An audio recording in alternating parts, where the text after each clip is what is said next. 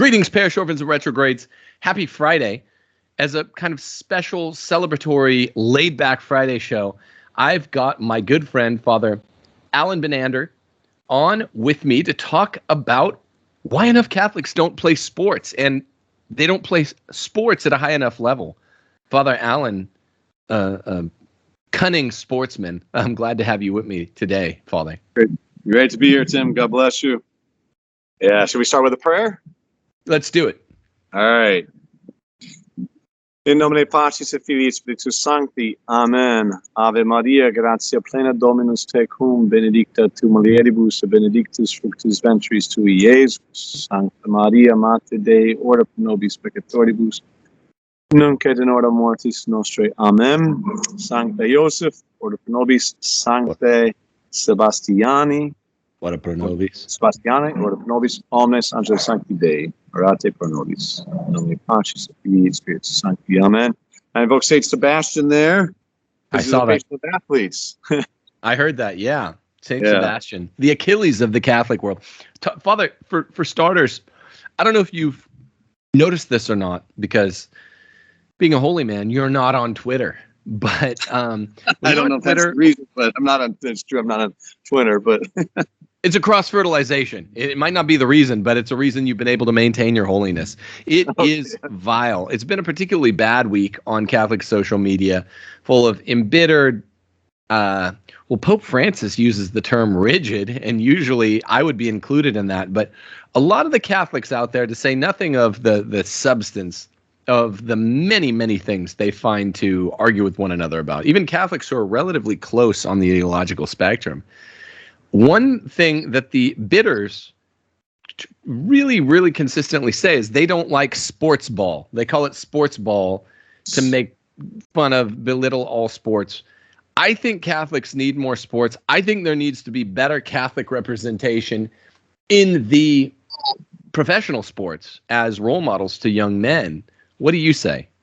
Amen. Amen to all that. Yeah.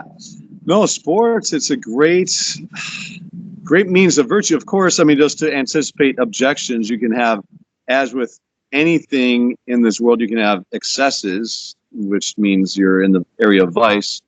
But in and of itself, sports is a great means of virtue. In fact, I'm here, or has that potential anyway. I'm here at we're just wrapping up a retreat for a group called Catholic Athletes for Christ. This nice little hat I got here, I got from Mike Sweeney, who some people may or may not know was a former Major League Baseball player and All-Star. Really, five-time All-Star. Yeah, borderline Hall of Famer in my opinion. Kansas City Royals Hall of Famer, and he just is good a Catholic man as you. The guy is just amazing, great man, very great Catholic man. And we had a retreat here with him and some other good professional ball players, mostly baseball players. There was one soccer player. And Jim Caviezel, who played Jesus, was also here, just because he's friends with Mike Sweeney. And anyway, Mission San Luis Rey here, one of the missions here in California. So it was just a great retreat for these athletes who are just, who are playing professional at a very high level, and but also taking their faiths very seriously. And they too would agree, and I know it's my personal experience, that playing sports was a really important part for me, even leading me to the priesthood. In fact, I wrote a chapter in a book on this very topic, how just the discipline of sports, the hard work, the humility it instills in you, the gratitude. There's so many virtues we could talk about. Maybe we can continue to talk about that. But yeah, to answer your question, I mean, and you see it in the church's teaching too. To answer your question, sports, because of the discipline and virtue it helps instill in men. It's a really great. I use men there generally, men and women. Although I would say in a particular way for boys and men, but women also need to glorify God and take care of themselves through exercise and sports in a proper way. Anyway, it's to answer your question. Amen to all of that. We need to use sports in a proper way to glorify God and to practice virtue. Yeah, hail, loyal patrons. I want to shout out to you guys all. If you're looking to support this show, dear listener, then do so on patreon.com. Timothy J. Gordon is the handle. If you want to do so a little more indirectly, or maybe for a one-time fee, this book, The Case for Patriarchy, is newly out. And and you can get that at Sophia Institute Press, and you can get it on Amazon.com. And it's a great book that you should have. I uncouple the general men from specific men usage here when I admonish sports. I think sports are military training. The church has actually maintained this throughout the last millennium. And so I say men specifically need to be playing sports. Women absolutely need to be watching what they eat and exercising.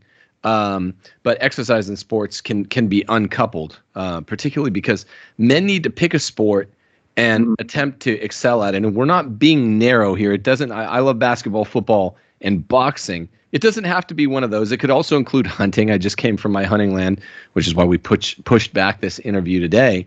And it was a major aspect of my life. It was the major aspect of my life, my basketball career, in my young life, before I got into music. And it is so virtue laden and so virtue engendering that it's really a shame to see how many unathletic people just turn bitter. We're sort of celebrating in a spirit of ressentiment the fact that, oh, I was never athletic, that must mean I was holy. No, that's wrong. The last 5 nights, my family and I have watched each of the first 5 Rocky movies. Especially those first 2 movies are just masterpieces. And it is such an underdog, virtue engendering, self-building through the glory of God and through an appeal to God himself and humility before God. It's a beautiful, beautiful story, the Rocky stories. And it just reminds me how good things are. I think if I said that at your CAC conference that just wrapped up with Mike Sweeney, Jim Caviezel, others that were out there joining you, I think that would be a popular sentiment. I think you'd have a lot of fans of the Rocky franchise. Wouldn't you agree, Father? Rocky, yeah, definitely. I mean, whether it's boxing or any of those sports, I mean, it's certainly, like I was saying, it instills a discipline. I know. I mean, your big thing was basketball, if I'm not mistaken, right? Yes, sir. Yeah, basketball. I love basketball too. That's my second favorite sport. Baseball is my favorite, but I just know. To answer your question, yes, I think that's true. What you had said to answer your question, that they would be a fan of all of that, and I know for me, just being a baseball player, first of all, you're forced to practice. You're forced to, and it's true. Boys need this. I mean, a lot of these boys who maybe, especially younger boys, maybe they're whatever, can't keep attention. They need to get out and exercise. Especially if baseball gave me a great outlet, especially growing up and even into my young adult years. Just the discipline involved, to practice day in and day out, the teamwork involved. The goals, you have a goal to shoot for, and also too, just the mind-body connection. I mean, right. That mind-body connection. I mean, I think there's 2 errors to avoid. We talked about this or communicated about this earlier before the show. 2 errors to avoid with regard to sports, and they're both based on a dualistic Cartesian view of life, which is erroneous, right? Descartes, the idea that the mind and the body, the soul and the body are completely disjointed, that the body is a mere tool. It's a denial of our nature is composite of body and soul. 2 errors to avoid. One is to make a religion out of sports and the body, the culture of the body, which our culture is probably tending more in that direction. I would say probably, certainly, right? Certainly. I mean, religion does become a sport. And as much as I love sports, I tell people, you do not miss Sunday Mass for a game. I don't care how serious you are, you don't miss Sunday Mass, right? That's putting the cart before the horse. The right. Tail's wagging the dog. So you avoid making it a religion, making a cult of the body. The other one is to the error that you addressed, is to see nothing, to have a disdain for sports, which is tantamount, it would seem, disdain for the body. Because what is sports doing? It's utilizing the body in a manner that is proper, in a manner that glorifies God. So the Catholic middle, and just the reasonable middle, is to, what I just said, glorify God in the body, utilize sports, the virtues that it helps to instill, the perfection it gives to the body, which then helps the mind, right? The great philosopher, I believe it was Plato. So he's Greek, he's not Christian, but obviously in our scholastic theological tradition relies a lot on the ancient Greek philosophies. So these are wise men, at least on the natural level. He said most philosophical errors can be reduced to bad health. It's because it's if your body's messed up, you're probably not thinking right. I mean, how many times when you're sick, you're like, I'm not thinking right. It's not time. So it creates that unity. We're a mind-body composite. So you got to utilize, keep your body in shape, and sports is one really good way to do that. Yeah, to go back to of course, don't make a cult of the body or glorify the body the way the secular culture does. But almost all the Catholics out there that you see talking about sports are on the opposite extreme, like you already said, Father. And this is a form of Gnosticism, Manichaeism, the idea of hating the body.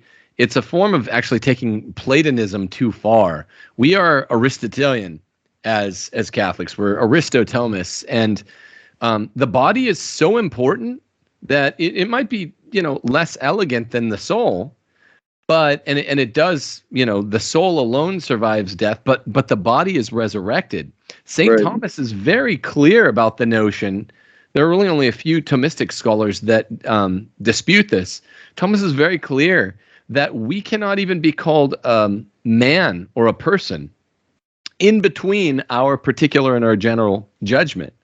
Meaning, is Lazarus, and then other people will say, is Lazarus, sometimes called Lazarus, when he's dead, when Christ awakens him? But Thomas explains this away, and he'll say, yeah, this is a pros and equivocal. In other words, we are not even persons when we are just these disembodied souls. That's what an angel is. It's a disembodied spirit. A human being, before, during, and after the judgment, a human being will have a body and a soul. And so I don't want to hit that point, that philosophical, metaphysical philosophy of man point that hard, but we will have body and soul even in heaven, in paradise. Important point, though, I think. It's important. It's really important. Like, we will not become these disembodied souls the way I think most Protestants believe, just like angels when we're in heaven. Right. Yeah. When Jesus says, we'll be like angels in heaven, when he's talking about in the particular context of, there'll neither be marriage nor giving in marriage in heaven, but we'll be like the angels.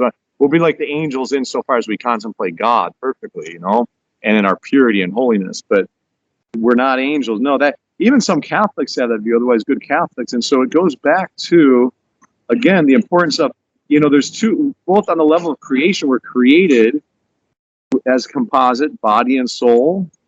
That's what we are by nature. The incarnation, if anything, if God creating us in this way didn't show the importance of matter and of the body, then certainly the incarnation does. Christ himself took on flesh. He has a body, right? I'm sure he kept it in good shape, right? He was the most, and he still continues to give us the body in the Holy Eucharist. Right. So from the level, both on the level of creation as well as redemption, the body is glorified, and then that we're going to get our bodies back. A lot of Catholics, I think, have this sense of, that it's better to be without the body. It's like, no, I don't want to be without the body because I'm a human being. I don't want to be like an angel, not because angels aren't better. They are better, but I'm not an angel. Could you? In a way, it takes humility. The body, the very word humility comes from the Greek word for dirt, no? So it's like our bodies are made from dirt. Humility, recognizing the value of the body and then utilizing it in a proper way, it's an exercise of humility, if it's done for the glory of God. Absolutely. And I think that's what is so central to just reasoning autobiographically, talking about, if you would, personal background in sporting for a second, and the way that it connects us as Christian men. I'm a layman. You're a cleric. To the living out of the Christian life. I can just say real quickly, for me, I was a talented basketball player in grammar school, middle school. I was scouted going into high school in the American South, in Dallas. It was a big deal. And I was humbled by the fact that I had a mishap that the school that was known for being a basketball school had scouted me. My team won the diocesan championship, and I was the best player on the team. And so this parochial school, which really did look around at players. We weren't being tempted with scholarships, but at a Jesuit school there in Dallas, they had Jesuit schools. Yeah, Dallas Jesuit, always big on the basketball, right? I went to Jesuit, by the way, for those viewing at home. So go ahead. You went to Dallas Jesuit? No, I went to St. Ignatius High in Cleveland, but I was just making a joke about Jesuit schools. So yeah. No, it's sorry. Yeah, exactly. And I want to bring up one story I know you have that makes me respect you even more than I already do, Father, about your NBA history, because you're a couple years older than me. But the long and the short of it is, I was heavily scouted. My team won the championship coming out of 8th grade. I'd gone. I think I was the MVP of a basketball camp between 8th and 9th grade. I'm like, okay, I'm going to go straight to JV varsity. And I didn't have a great tryout, and I wasn't even supposed to try out. There were some other really talented young basketball prospects that came in with my class, and they didn't even have to try out. And I was wondering why not. I'm the best player on the championship team. I think I was the MVP of the Jesuit basketball camp going into 9th grade. I should be on JV or varsity, easy, not on the freshman team. Instead, I had this humbling experience of they didn't recognize me, and my coach was playing me at the wrong position. I did make the team, which was very hard to do on the walk-ons, because like 100 boys went out for like 16 spots, because it's a very big deal at that school. So I made the team, but they were like, my coach told me 2/3 of the way through the season he'd been playing me at the wrong position, not as many minutes as I was used to getting. And he said, I don't know whatever happened to that St. Mark's point guard. We were watching him closely, and we were going to pick him up, but I don't know what school he went to. I said, that's me, right? You've been playing me at the wrong position, not enough minutes all season long. I'm not used to not being in all the big moments in the game. And it was a real struggle. It was probably my first foray into the adult world, having to deal with this difficult situation. Being a player, I thought I might play D1 ball, and that really set a snare in my way in basketball. And in some ways, I didn't ever answer to it. It was partly the new high school culture. Part of it was Dallas Jesuit culture, but it was very important for me and very formative to me that I had this experience, and basketball to me had given me everything. In some ways, that forced me to develop other aspects of my personality, but and to overcome. But so that makes me holy. And there's a reason when I watch Rocky 1, to tie basketball back to boxing, that it's like, this is so inbuilt and natural to us to be like, I love this opening sequence of Rocky, with the Holy Eucharist. The first scene is Jesus with the Holy Eucharist at the ham and egg fighting nightclub. Rocky, is just a ham and egg fighter, kind of in between amateur and pro, getting beaten up. He's not living the clean life. He's not living his best. He's walking home after he's getting paid $40 for a fight, bouncing his ball in his tough guy, Philly wise guy suit. And he walks by his brother Frank Stallone singing doo-wop in the street, and it's Take You Back, the song by Frank Stallone, Take You Back, all about believing in yourself and being an underdog. It's an amazing song, and it's just men connect so naturally with that I think to myself, being an underdog is so attractive when you watch Rocky 1, or when you're like, okay, I got to build my basketball career up anew, even though I thought I kind of had it made because I was this success, I was having successes. It's beautiful how often that theme comes up in the Rocky movies, and it's beautiful how naturally men connect with that. And again, That is sports. It's a way that women don't connect with that because they weren't built for this. That's my kind of call to the holy life by playing sports. For me, it was basketball.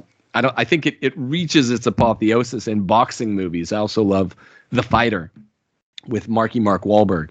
But it's so inbuilt that it's like a call to the holy life, as is the role of chastity, which I want to talk about next. But I wanted you to just say a word about baseball and the role that it played in your life, even calling you to the priesthood. Yeah, and a lot of good takes there. Yeah, and just run real quick follow up. I mean, really, sports. I mean, it's fun, it's recreational, and it's also a preparation for war. You know, that's why it's a simulation of war, especially something like boxing. You know, I know there's some moral debates on whether things like heavyweight boxing and versus things like gold glove boxing, whether it's moral or not. We'll have to say that for another time. But there've been encyclicals on that. Encyclicals. It's okay to watch and to partake in heavyweight boxing. Yes. Is that okay? You'll have to send me an encyclical on that. Okay. Who wrote about that one? Yeah. No, well, to be continued, but it's a thumbs up from the because I've heard arguments both ways on this one. So certainly my favorite Rocky, by the way, was at the height of the Cold War, Rocky IV. Yeah. Just watched that. Where they were punching so hard that Drago knocks Rocky down even though he doesn't make contact. You can yeah. You can see there's like several inches. It's like they were hitting so hard. It's just the air knocked him over. Anyway, that was the fun part of the Cold War, right? Movies like he that. Killed Apollo Creed, man. I can't forgive Drago for that. He can't forget that. No, you know it doesn't. And Adrian doesn't understand. It's like you can't win. He's like, I'm a fighter, Adrian. You can't win. He says Adrian always tells the truth.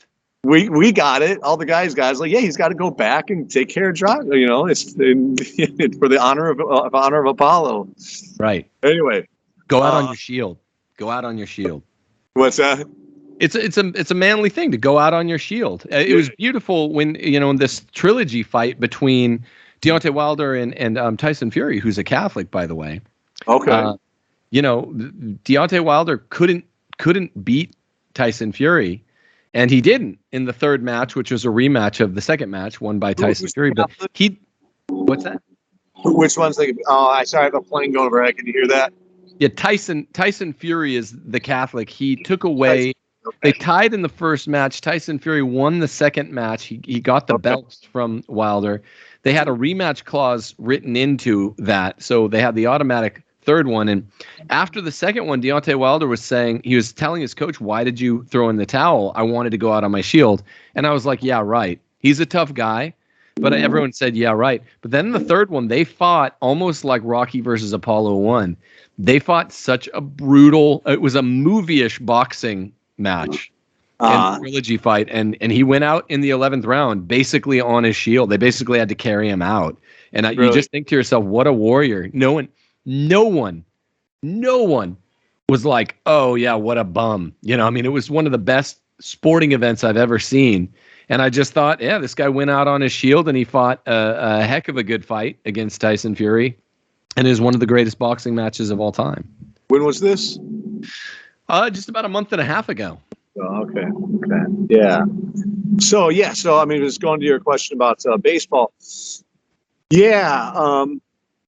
I grew up in Cleveland, Ohio. Big Indians fan. I'm still going to call them the Indians. Guardians do not exist to me. It's always the Indians. My dad was a baseball coach, high school baseball coach at actually St. Ignatius High School, where I ended up going. And he built us meaning my brother and I, a batting cage in the backyard. I was out there every day. Rain, sunshine, rain, snow. I'm out there, maybe not every day, but very, very often, almost every day, hitting there. And I became a good hitter. Ended up going to Ignatius, became a good hitter there. Had some good success. We had a very good team. One of our guys went to the big leagues. A number of us played in college ball. Almost won the state title. Unfortunately, I busted my ankle in the last regular season game for the playoffs, so I missed the whole thing. That was one of the heartbreaks. Probably the greatest heartbreak of my athletic life to miss that play. You know, it's something you dream of, winning the state title. At least one of your dreams, win a state title. I was on the sideline watching it, but Man.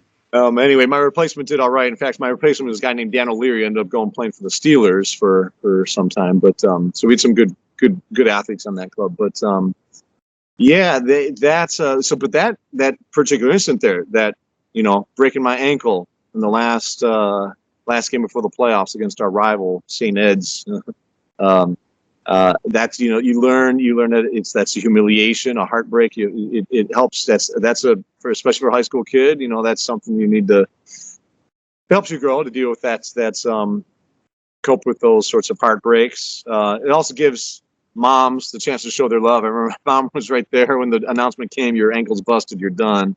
I was like, not happy, you know, that's going to make a boy weep who's, that's, you know, your dream throughout high school, win a state title. But anyway, then going on to college, yeah, I mean, long story short, after that incident, I kind of, it had always been my dream to play at a D1 school, a Division I. It had always been my dream to go pro, be a pro ball player. And looking back, I think I had the hitting ability. Whether everything else would have come together, at least for the lower, you know, some level of minor league ball. I'm pretty sure just compare myself to other guys who I know who played at those levels. I think I could hit. My arm speed and foot speed average at best for that level. I was very injury prone, so I'm quite confident. It would have been really hard for me to go long because you got to be very durable to be a baseball player playing 162 games. I was breaking bones and spraining my ankles all the time, so just the way it is.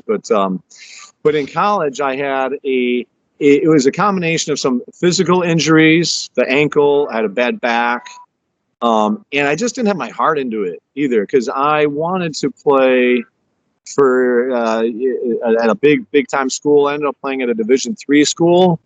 I decided to stay in Cleveland. I wanted to stay close to my family, and I had a good, you know, package. There's other things involved. There's good academic opportunity, a good financial package. That's a big deal. So I stayed, but at the time I didn't reflect enough as an 18-year-old kid, like how much it meant to me to go play at a Division I level. And so it goes to show the importance of the psychological aspect of it.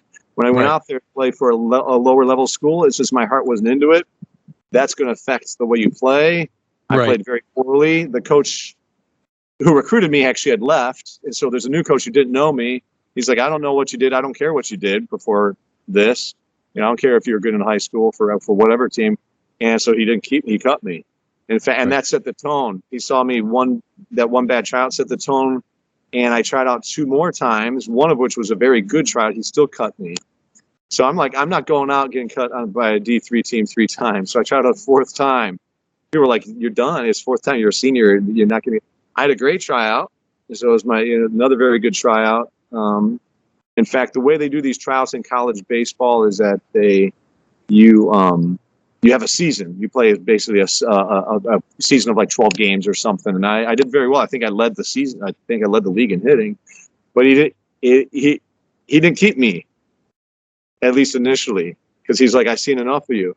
I went to the Blessed Sacrament Chapel, just poured my heart out before our Lord in the Blessed Sacrament, saying, I gave all this time, all this commitment, energy to being a good ball player, to be a pro ball player. And here I'm getting cut from a D3 team. And so for those who don't know, like Division III team, it's still college ball, but it's not, D1's top notch. The D3s, it's below that. And so it's, it's a humiliation. If your goal is to be a pro ball player, to not make a D3 team is quite falling way, way short. I know.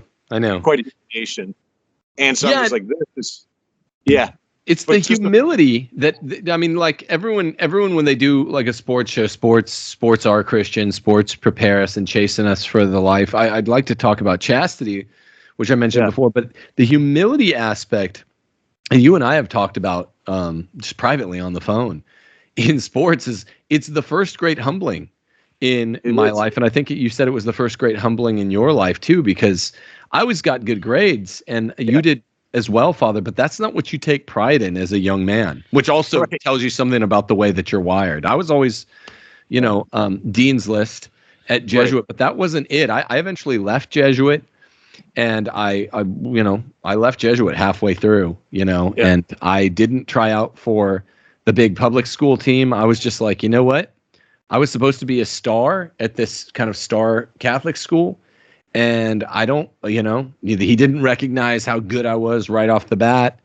And they're kind of a hothead, if I'm being honest. Not me, but the coach. I was kind of not into that. I would play spring and summer ball and be balling with guys that were starting varsity. And I had a group of friends who would come watch me. It was like their Friday night. And they're like, watching Tim is a highlight reel. But it's just, I didn't like the mortification entailed by, how it had gone down. I wasn't the automatic star that I'd been my whole life. And so I kind of gave it up. And it's a little different in basketball than in baseball. Being a white guy who winds up 6'1", people say, oh, that's pretty tall. That's nothing. So I don't think I could have played NBA. I think I could have played D1 if I'm being, my goal had always been to play in the NBA, but I just needed, 2 or 3 more inches unless you're explosively fast. So it was just the first great humiliation of my life. And I learned to go on. And I still always played basketball throughout high school and college and was always a standout. It's just, okay, you're not going to play on that level, of college. Yeah, no, and I experienced that too in high school. There's certain things I had to battle through to anyway, won't get into all that. You see some, it's your first experience too, that not to have sour grapes or take away anything. It's your first experience of politics. It's like, okay, wait, what's going on here? There's some things going on that's I don't quite get, and it's affecting sometimes how things are managed on the level of the team. But going back to my college thing, it also, because that story had a crazy ending.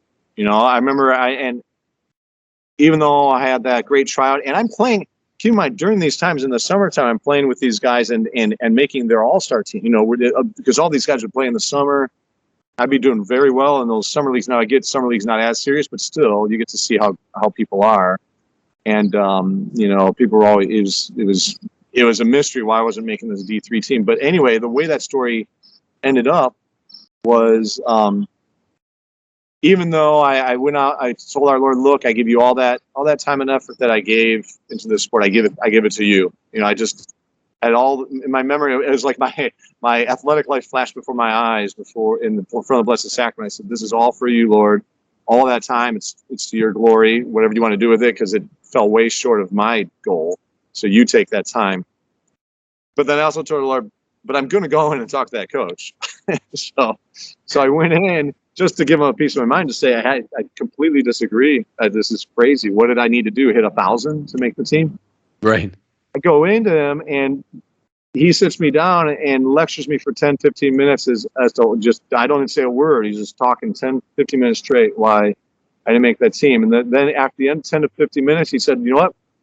But having said all that, I'm not going to promise you that you'll get one moment of playing time, but if you want to be in this team, you can. I was just like, wow, he just changed his mind. I'm like, of course. I had 2 thoughts going in my mind. Like, what was that? I wasn't expecting that at all. It was like, I initially went to like, that was Jesus, my visit to the Blessed Sacrament, Either, the hand of the king is in the heart of the king is in the hand of the Lord. The heart of the coach is in the hand of the Lord. God just changed his mind. And I thought I would be starting for this team because once I get more playing, I did. I started half the games, had a good season, hit 350, and got Rookie of the Year as a senior. And the coach, in fact, wanted me to stay along for a 5th year. He's like, because I earned his respect. And we're still friends to this day, actually. And I thought about staying on for a 5th year, but I said, you know what? Because I was starting a master's program in math at that point. And I said, you know what? I'm going to go work as a computer programmer. This is all before I was even thinking about the priesthood. But that was it. It ended up ending well. It was difficult, a lot of humiliation, but it taught me perseverance. Like, don't give up if you really believe it. And I knew it. Some people who know sports are thinking, yeah, right. I don't believe that, but it happened. Something like that. In fact, one of the big leaguers who I talked to today, his name is Joey Gerber. This is for the Mariners. He pitched. We're talking about this guy's a big leaguer. Like that's a really big deal. It's hard enough to get to the pros, but once you get to pros, you have like 4 levels to climb to get to the big. And so this guy, he pitched 15 innings in high school, which is like nothing. Basically, he didn't pitch at all. Like for whatever reason, he wasn't seen as anything. So it can happen that, that Joseph showed. He had the talent, and he himself, that's another example. He's like, I knew I was good. Even though I couldn't even play much on my high school team, I knew I was good. And now he's a big league pitcher. Wow. So his was an incredible story. In fact, I wanted him to come on your show, but it didn't work out because he had to catch a flight. But we'll invite him on later. The Mariners pitcher. Yeah, I'd love to invite him on. Yeah, great kid, 24-year-old kid, super Catholic, just like Mike Sweeney's older, obviously retired, but this is an amazing story, just how he persevered through, just kind of like you're saying, the underdog story, getting only 15 innings in pitching in high school, and then other challenges he went through. Great story, but my experience, it taught me that humility, but then also that perseverance. Like if you really believe you can do something, if you have like good reason to believe, like I know I can play at this level. I know I can do not only play but do very well. I'm going to stick with it. I don't care what anybody says, because a lot of people are saying you can't do it, and so it teaches that perseverance, and then of course that trust in God's providence. I really think that prayer at the Blessed Sacrament Chapel was the cause of the coach changing his mind, and he and I being friends to this day, actually. So and all that is, as I wrote in this one book that there's one chapter of a book about priests who were athletes, how the sports helped us get to the priesthood. All that experience of enduring humiliation, but then the joy of victory, coming back, persevering, working with your teammates. All of those are virtues that you need to be a good Christian man, and certainly to be a priest. That fortitude, I think of all the virtues, probably that sports instills the most, and which is why it's so important for men, is that virtue of fortitude. No? Yeah, absolutely. I mean, and that's what we're lacking when we look in the church today. All the problems, it's a lack of fortitude. It's like where's the fight? Where's the fight? I mean, sports, it like war. I mean, it as a prelude to war, it really teaches you got to learn to fight and not put up with, and to be disciplined, to call teammates on the carpet if they're not doing their job. Sure. So and that sort of fraternal correction for the sake of the common good, etc. Yeah, those are the kind of politicking situations that you learn as a young man in sports, as well as dealing with the coach. I'm glad you said that. It was my first exposure to politics too. Coach, I scored 13 points in one quarter. I've never played only one quarter, but that's a lot. That's a 52-point game, and those are 8 or 9 minute quarters. Can I start now? Having to learn to talk to adults in 7th, 8th, 9th, 10th grade. Absolutely. So you're inculcating that virtue of expressivity, the kind of courage that it takes to deal with humans, the kind of courage that it takes more than dealing with humans, the kind of courage where you have a game plan, and it just takes fortitude to go stick with the game plan when it's not working at first. Even I also watched the movie Moneyball for the second time recently, and it's like they have this great plan.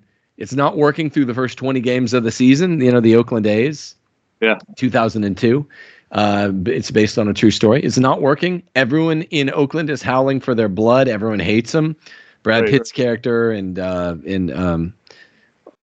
who is it? Jonah Hill. And anyway, they're like, no, come hell or high water, we're sticking to this plan. This is what sports are all about. We're sticking to the plan. And Brad Pitt's like, I'm going to go down with the ship. If it doesn't work, it doesn't work. But it does turn around. The numbers do start turning in their favor. Yeah. And that is how it is even on individual basketball plans. Like, I'm going to run this play, and I'm going to run it till it works. That's not the kind of politicking courage that it takes to go up against other humans. That's just man versus himself, right? Like, I'm going to execute. It takes a weird type of courage. It's odd that you're like, I'm actually being courageous just by sticking to the plan, but it's a definite type of courage. And one learns that very early on. Also, I wanted to talk about this. This is why I think it's so important. I just want to interject. I had the exact same experience, too, in my college level. At one point in that season, I had a little bit of a slump, and I lost the starting job that I had gained. but then I went back to the coach, and I'm just like, I should be in the lineup. We're playing our arch rivals tomorrow. I want to be in that lineup tomorrow. Next day, he's in the line. I'm in the lineup. So sometimes that's like you learn. Like sometimes coaches or leaders or whatever it's bosses, they're just looking for confidence, like and to be told like that sort of like, wow, he was directing. Okay, I'll give him a shot. You know, right. Sometimes it doesn't work out, but sometimes that's what they were looking for. Sometimes it's like, oh, he's a big jerk, but sometimes like, all right, go for it. Right. So anyway, go ahead. But you were going to say. Yeah, that's really, these are real, I think, non-hackneyed themes that don't get resounded enough. I was just going to talk about the need for chastity, not necessarily as you play, because that has nothing to do with the sport. I don't care what sport you're dealing in. Chastity is not a challenge as you're playing. It builds your testosterone, and it might create challenges after the game. But the point is this: in our American culture, we will salute chastity when it is boxer's chastity. 6 weeks before the fight, you're fighting Apollo in 6 weeks. Lay off the pet shop dame, Mick tells Rocky. And everyone cheers for it in our Protestant / secular culture. In neither of those aspects of culture do we really salute chastity. Only the very faithful Catholic salutes chastity to the full extent. But my question is always this: why can we do it for 6 weeks? Why can't we extend that out? And if you ask someone, well, why can't a boxer be fornicating or copulating, I guess, even if he has a wife while he's training? Oh, because women weaken legs, Mick tells Rocky. Well, generally speaking, chastity strengthens legs, if you will, strengthens the spiritual life. Eternally lived out in a lifelong perennial sense, season in, season out. And the American culture will never get behind that. And that's why we need more Catholics in sports. There's a better representation of young Protestant athletes that have made the major league or the NFL, a few in the NBA. But we need more Catholics so that they can actually say, look, the locker room talk is abominable. And I don't mean to sound like a feminist here, but the locker room talk is really bad. I'm very close with a very gifted young athlete right now who plays NCAA football. He's into this locker room talk. I should just interject there. Feminism objectifies women more than anything else, but just go ahead. Yeah, it's unbelievable. I mean, like, we need guys that are cool guys saying like, yo, man, like, yeah, I just don't want to hear this. I don't want to hear this amount of detail. It ain't cool. It's so rare that an athlete is chaste that it actually affects you as you're watching NBA or NFL or whatever your thing is, MLB. You know how dirty these guys are. They're not handling that peak level performer level of testosterone in a way any more than an apollistic human being would, one living the life fit for beast or cattle, as Aristotle says. It's like you gotta handle the testosterone, and so this is more a demand side problem, not a supply side problem. It's like we need Catholics who are exquisite athletes so that they can get out there in the public eye and talk about this stuff and be like, look, man, it's gross. That's gross. Most of these guys I'm playing sports with are crawling in venereal disease. It ain't cool. It's not cool at all. The locker room is like, you don't even have to be, Mother Teresa. I would settle for a guy that's just like, it's not cool to be swimming in venereal diseases like all of these guys that play, pro sports are. A girl every other night. That's gross. These are walking petri dishes. The more Catholics you get playing at the professional level, the more it's going to normalize the Catholic culture of actual chastity. Yeah, I mean, and too, it just goes to show too, like it's fun you bring this up because, I mean, there's a ball player I was talking to recently, and a couple ball players, and they're there. I mean, some of we need more of examples like you're mentioning, but there's a ball player I know, a pro ball player, and he's this guy's just nailed. He's like. He doesn't care. His goal is to go to heaven. He's like, if I get to the big leagues, great, but I'm not going to go to hell for the big leagues for baseball. So whether it's standing up against liberal movements that his organization is pushing, like the LGBT stuff, that this guy stood up against, at the risk of getting cut. He didn't, but he stood up against it. Or correcting teammates for this, And yeah, I mean, so there's one thing is just to address, it's completely abominable, this sort of locker room talk, that sort of objectifying women. I say a man who talks like that, or certainly who acts upon it, loses his man card. Right. That is not a man's job. A man's job is to respect women, protect them, love them. God made the women beautiful to us men so that men would show proper respect and love for them in the manner proper for the given relationship, whether it's husband to spouse or relationship of friendship, or in this case of spiritual fatherhood, father to daughter, whatever it is, right? And that's the whole point. To treat, or St. Paul says, treat younger women as sisters in all purity, treat them like sisters, right?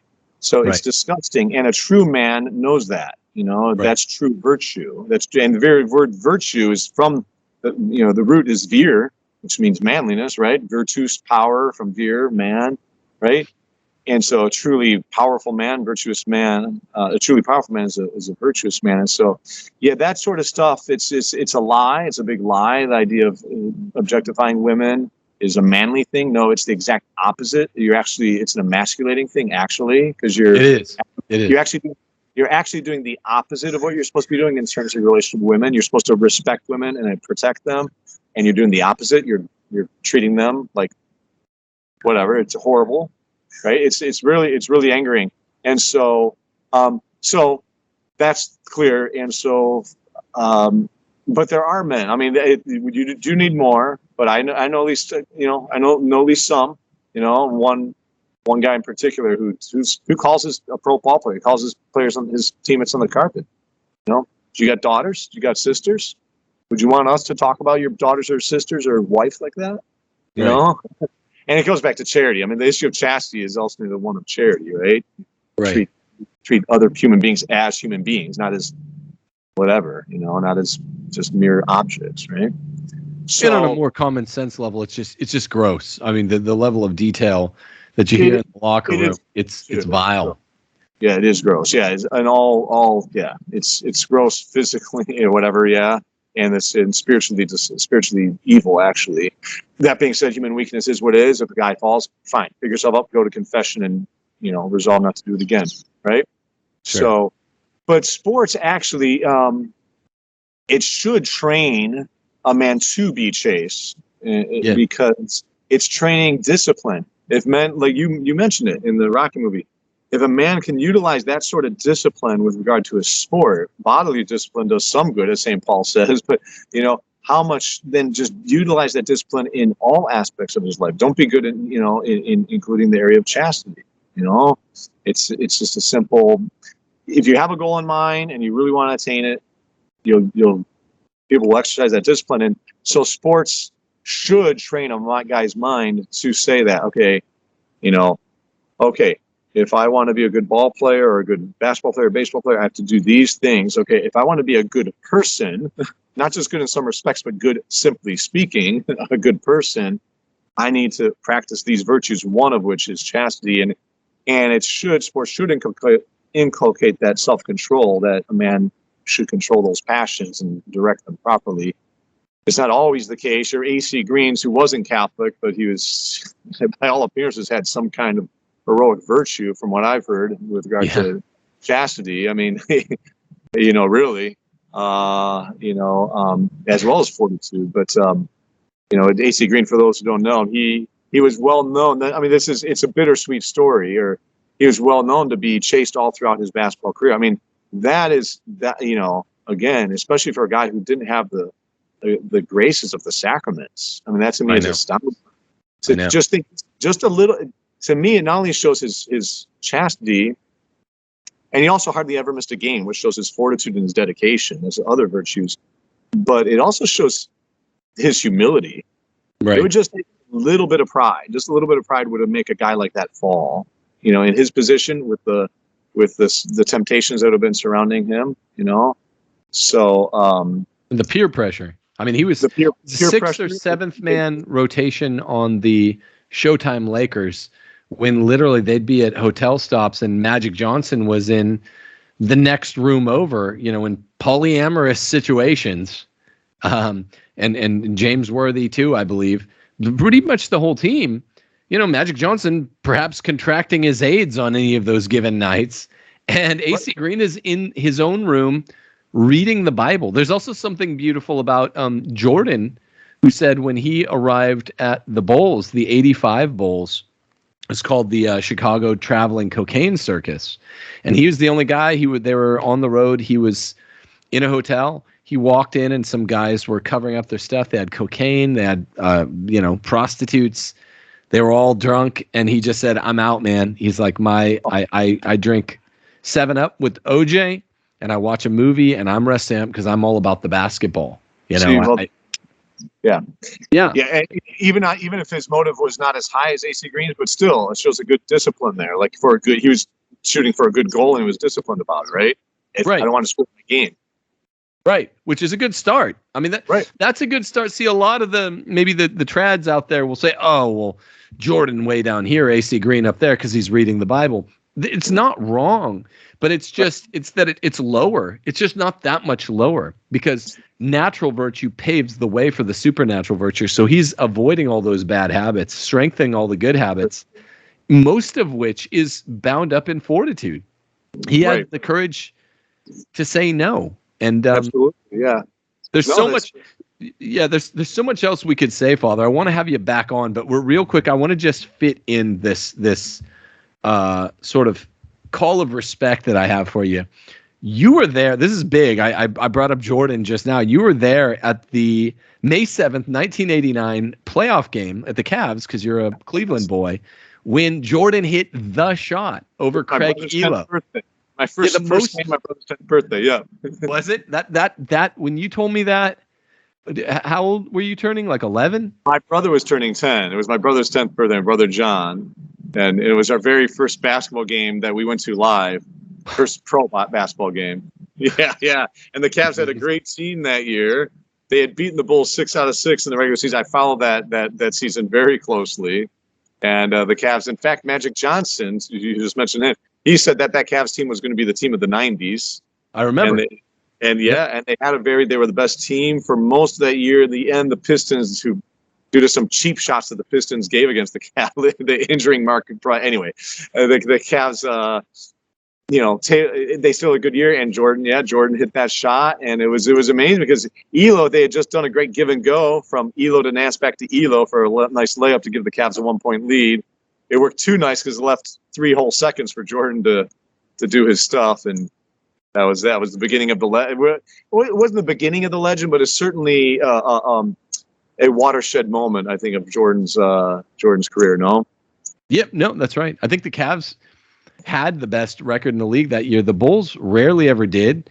And the Bulls would take 2 more years to break through and win their first chip. But they had Mark Price, Brad Daugherty, Larry Nance, Craig Elo. Not that Craig Elo's great. I don't know why Craig Elo was on Jordan there, but he was fine.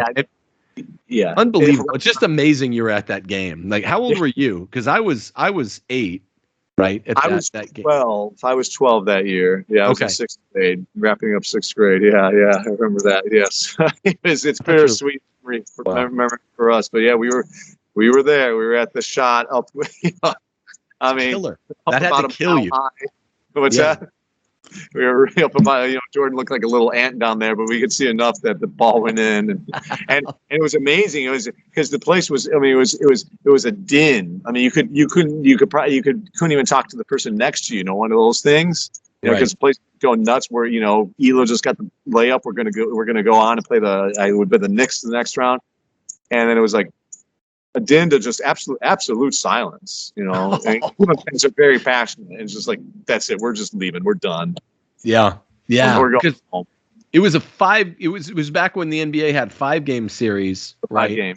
Was that series second round of the playoffs? The fifth game. That was the other thing. It was very, very first round. They couldn't get out of the first round after that great season. That's back to humiliation. Very first round of a possible championship year, and you couldn't get out of the first round. Right. Best record in the league that year, 89. Wow. That's just amazing you were there. It's the most famous shot in NBA history. Most famous shot in NBA history. And Father Allen was there. We got to get out of here, Father Allen. I got to go teach a Latin class online, but God bless you and thank you for being on again. I'd love to have both Gerber, the Kid Wonder, Baby Wonder, who pitches for the Mariners, and I'd love to have Sweeney on the show. So tell them what's up for me, and thank you for coming on and doing this. One quick last thing, just and I know you got to go, but one book I want to recommend is The Catholic Ideal: Sports and Exercise by a man named Feeney. I read that in seminary. Very good. He catalogs all the church's teachings, philosophical teachings, teachings from the saints. It's showing what we're saying here, that this is part of Catholic teaching. You know, Pius XI, Pius XII, John Paul II, Thomas Aquinas, others who show the great, in John the 23rd, the importance of Catholic teaching. And lastly, it's in the scriptures. Paul was clearly an athlete. He's referring to boxing. He's referring to running, referring to sports here and there throughout. He's clearly an athlete because he's using that analogy all the time. So there you go. And just the way he lived. Paul was certainly a great athlete, and he references in the letters themselves. So they glorify God in the body. You know, what else can you say, you know? He just wanted to run his race. Yeah, all the boxing metaphors, the pugilist. It's beautiful. Right. Yeah, I'm gonna stick that book. Text it to me, Father. I'm gonna stick that book in the show notes, folks. Okay.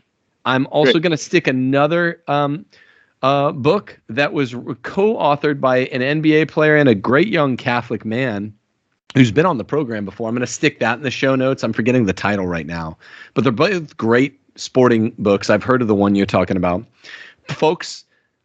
Please like, subscribe, click the bell, the notification bell, leave a comment. I like cookies is sufficient, as the joke has become. And if you are in a blue state, get yourself to a red state and go to realestateforlife.org in order to make that ginormous hassle into a smaller hassle, that big headache into a smaller headache. Do like me, get somewhere between Texas and Florida into a blood red state. That way we can take more steps at remediation in this fallen, once great republic. We're a post-republic, and we need to do something about it. So God bless you all. Thank you, Father, for coming on. Everybody, check out those books we're talking about, and remember, pick a sport, play the sport, take it seriously, young men. Deus Volt. Thanks, Father.